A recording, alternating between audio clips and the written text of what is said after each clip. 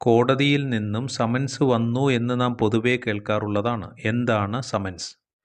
പുതിയൊരധ്യായത്തിലേക്ക് ഏവർക്കും സ്വാഗതം. Channel subscribe ചെയ്യാനും ഉപകാരപ്രദമെങ്കിൽ ഷെയർ ചെയ്യാനും മറക്കരുത്. നിങ്ങൾക്കൊരു കേസുണ്ടെന്നും കോടതിയിൽ ഹാജരാകണമെന്നും ബോധിപ്പിക്കുന്ന നോട്ടീസാണ് സമൻസ്. അതായത് കോടതിയുടെ ലീഗൽ പ്രൊസീഡിങ്സിൻ്റെ ഭാഗമായി ഇഷ്യൂ ചെയ്യുന്ന ഒരു ലീഗൽ ഡോക്യുമെൻ്റാണിത്. ക്രിമിനൽ കോടതിയിൽ നിന്നും സിവിൽ കോടതിയിൽ നിന്നും സമൻസ് അയക്കാവുന്നതാണ്. ആദ്യം ക്രിമിനൽ കോടതിയിൽ നിന്നുള്ള സമൻസിനെക്കുറിച്ച് മനസ്സിലാക്കാം. സാധാരണയായി ഒരു പ്രതിയോ സാക്ഷിയോ ഹാജരാകാൻ വേണ്ടിയോ ഒരു ഡോക്യുമെൻ്റോ ഒരു വസ്തുവോ ഹാജരാക്കാൻ വേണ്ടിയോ അയക്കുന്നതാകാം. ഒരു നിശ്ചിത ദിവസം നിശ്ചിത സമയത്ത് നിശ്ചിത കോടതിയിൽ ഹാജരാകുന്നതിന് വേണ്ടിയാണ് സമൻസ് അയക്കുന്നത്. സമൻസിൻ്റെ പൊതുവായ രൂപം എഴുതപ്പെട്ട രീതിയിലായിരിക്കണം അഥവാ റൈറ്റിങ്ങിലായിരിക്കണം. ഡ്യൂപ്ലിക്കേറ്റ് കോപ്പി ഉണ്ടായിരിക്കണം. കോടതിയിലെ പ്രിസീഡിംഗ് ഓഫീസറുടെ സിഗ്നേച്ചർ ഉണ്ടായിരിക്കണം. കോടതിയുടെ സീല് ഉണ്ടായിരിക്കണം. അതുപോലെ പ്ലേസ്, ഡേറ്റ്, ടൈം, കോടതി ഇവ വ്യക്തമായിരിക്കണം. തനിക്കെതിരെയുള്ള കുറ്റം എന്താണെന്നും വ്യക്തമാക്കിയിരിക്കണം. കോടതിയിലെ ഉത്തരവാദിത്തപ്പെട്ടവരുടെ സൈനും കോടതിയുടെ സ്റ്റാമ്പും ഇല്ലാതെയാണ് സമൻസ് നൽകുന്നതെങ്കിൽ സ്വീകരിക്കേണ്ടതില്ല. അതുപോലെ കേസിൻ്റെ നമ്പർ, കേസിലെ സെഷൻസ്, പ്രതിയുടെ പേര്, മേൽവിലാസം ഇവയെല്ലാം കൃത്യമായി മെൻഷൻ ചെയ്തിരിക്കും.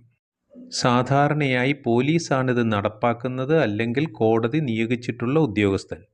സമൻസ് ആർക്കാണോ നൽകേണ്ടത് ആ അഡ്രസ്സിൽ നേരിട്ട് വന്ന് ശരിയായ വ്യക്തിക്ക് തന്നെ നേരിട്ട് നൽകേണ്ടതാണ്. യഥാർത്ഥ വ്യക്തിക്ക് നൽകാൻ കഴിയാത്ത പക്ഷം ആ കുടുംബത്തിലെ പ്രായപൂർത്തിയായ പുരുഷനുണ്ടെങ്കിൽ ആ വ്യക്തിക്ക് നൽകിയാലും മതിയാകും. ക്രിമിനൽ ചട്ടപ്രകാരം യഥാർത്ഥ വ്യക്തി സ്ഥലത്തില്ലെങ്കിൽ സ്ത്രീകളെ സമൻസ് ഏൽപ്പിക്കാൻ കഴിയുന്നതല്ല. സ്ത്രീകളെയാണ് ഏൽപ്പിച്ചതെങ്കിൽ സമൻസ് കൈപ്പറ്റിയതായി കണക്കാക്കാൻ കഴിയില്ല.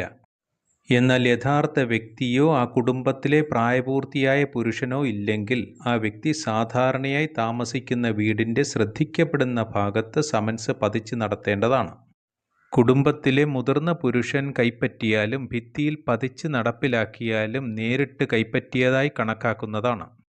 എന്നാൽ ആ വ്യക്തി സമൻസ് ഇഷ്യൂ ചെയ്ത കോടതിയുടെ പരിധിക്ക് പുറത്തേക്ക് താമസം മാറിയാൽ പുതുതായി താമസിക്കുന്ന സ്ഥലത്തെ മജിസ്ട്രേറ്റ് കോടതിക്ക് അയച്ചു കൊടുക്കുകയും അത് നടപ്പിലാക്കി എൻഡോസ് ചെയ്ത് തിരിച്ചയക്കുകയും ചെയ്യുന്നതാണ്.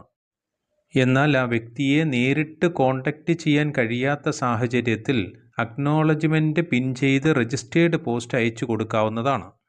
സമൻസ് ഒരു വ്യക്തിക്കാണ് നൽകേണ്ടതെങ്കിൽ നേരിട്ട് നൽകേണ്ടതാണ്. എന്നാൽ ഒരു സ്ഥാപനത്തിന്, ഒരു കോർപ്പറേറ്റിനാണ് നൽകേണ്ടതെങ്കിൽ ഇൻചാർജിലുള്ള വ്യക്തിക്കാണ് നൽകേണ്ടത്.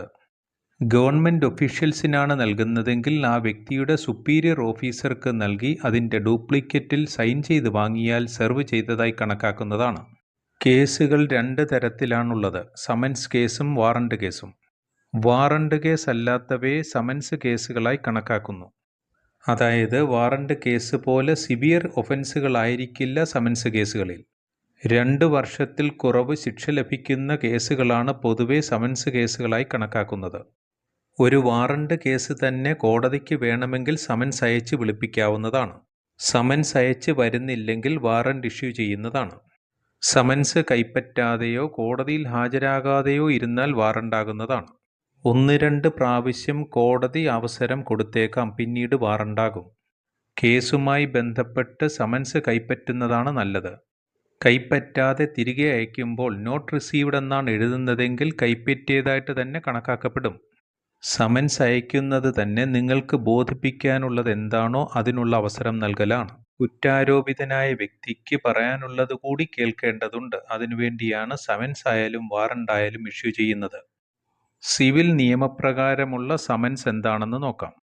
സിവിൽ നിയമപ്രകാരം സമൻസ് ഇഷ്യൂ ചെയ്യുന്നതിന് ക്രിമിനൽ നടപടിയേക്കാൾ അധികമായി ഓപ്ഷൻ നൽകുന്നുണ്ട്. സമൻസ് സെർവ് ചെയ്യുന്നതിലൂടെയാണ് കോടതി അടുത്ത പ്രൊസീഡിങ്സിലേക്ക് കടക്കുന്നത്. ഇവിടെ സമൻസ് സെർവ് ചെയ്യുന്നതിന് കോടതി ഉദ്യോഗസ്ഥർ മുഖേനയോ നിർദ്ദേശിക്കപ്പെട്ട ഉദ്യോഗസ്ഥൻ്റെ കീഴുദ്യോഗസ്ഥർ മുഖേനയോ കോടതിയുടെ പാനലിലുള്ള കൊറിയർ സർവീസ് മുഖേനയോ ചെയ്യാവുന്നതാണ്. അതുപോലെ തന്നെ അക്നോളജ്മെൻറ്റ് വെച്ച് registered post, speed post, fax, email തുടങ്ങിയ മാർഗങ്ങളിലൂടെയും സമൻസ് സെർവ് ചെയ്യാവുന്നതാണ്. എന്നാൽ ഈ അയക്കുന്ന കോടതിയുടെ പരിധിയിലല്ല എതിർകക്ഷി താമസിക്കുന്നതെങ്കിൽ എതിർകക്ഷി താമസിക്കുന്ന പരിധിയിലുള്ള കോടതിയിലേക്ക് സെർവ് ചെയ്ത് ആ കോടതി വഴി നടപ്പിലാക്കിയെടുക്കുകയാണ് വേണ്ടത്. ഇതിനായി രജിസ്റ്റേർഡ് പോസ്റ്റ് ഒഴികെയുള്ള മറ്റെല്ലാ മാർഗങ്ങളും ഉപയോഗിക്കാവുന്നതാണ്. വാദിക്കക്ഷിക്ക് തന്നെ എതിർകക്ഷിക്കുള്ള സമൻസ് കൊടുക്കാവുന്നതാണ്. അതിനായി പ്രത്യേക ആപ്ലിക്കേഷൻ കോടതിയിൽ സബ്മിറ്റ് ചെയ്യേണ്ടതാണ്. സമൻസ് പ്രോപ്പറായി സെർവ് ചെയ്യുന്നതാണ് പ്രധാനപ്പെട്ട വിഷയം. എതിർകക്ഷി സ്വീകരിക്കുകയോ റെഫ്യൂസ് ചെയ്യുകയോ ചെയ്യാം. സമൻസുമായി ബന്ധപ്പെട്ട നടത്തിപ്പ് ചെലവ് പരാതിക്കക്ഷിയാണ് വഹിക്കേണ്ടത്. സമൻസ് പോലെ തന്നെ പ്രധാനപ്പെട്ട വിഷയമാണ് വാറണ്ട്. അത് മറ്റൊരു വീഡിയോയിൽ വിശദമാക്കാം. നിയമപരമായി ഇത്തരം വിഷയങ്ങൾ അറിയുന്നതിന് ചാനലിലെ മറ്റ് വീഡിയോകൾ കാണുക. മറ്റൊരധ്യായവുമായി വീണ്ടും കാണാം. Thanks for watching.